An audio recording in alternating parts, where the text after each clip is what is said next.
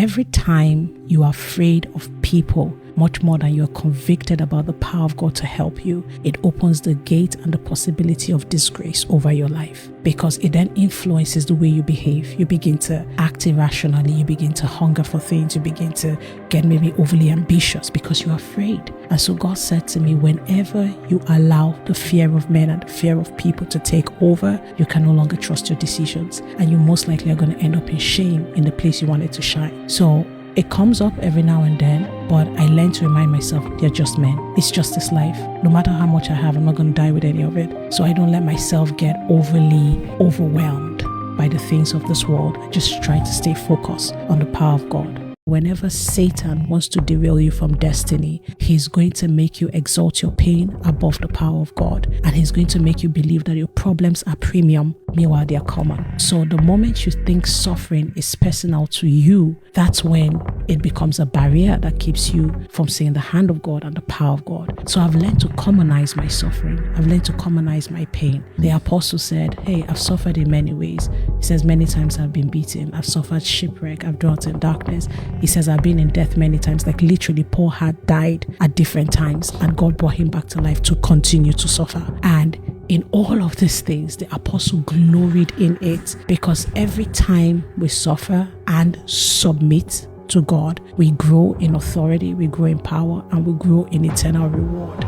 Many times people go into prayer like beggars. They go into prayer like, oh, there's just this thing we have to do to communicate with this great God. And I'm like, God is not in a distance. God is not an idol that we worship from a distance. The Bible calls him Emmanuel. He's God with us. He's God in us. He's God through us. So even though I'm praying to God, I'm praying through God within me. So many times when people hear the authority which some people pray, it's like, oh no, do you have the right to do that? Absolutely, because I carry God on the inside of me.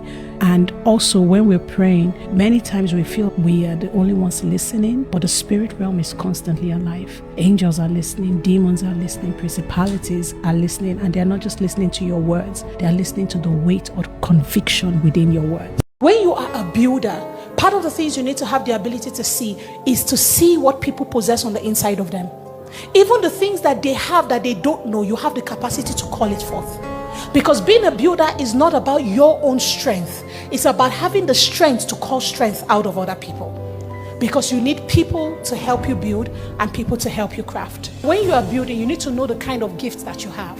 In Romans 12, the Bible was talking about different kinds of gifts that people possess. There are some people that possess the gift to be servants. Some people actually have the gift of leadership. So you need to know what your gifts are when you are building. And as a builder, you have to position people based on gifts. One of the things you have to make peace with as a builder is that not everyone that starts with you will finish with you. Do not make a culture of responding to the confusion and the doubts of men. You have to learn to trust the intelligence of the Spirit. If not, you cannot build. If you are going to be a builder, you need to have faith. You need to know how to collaborate with greatness. But the faith to collaborate with greatness is a culture. You have to reset your mind.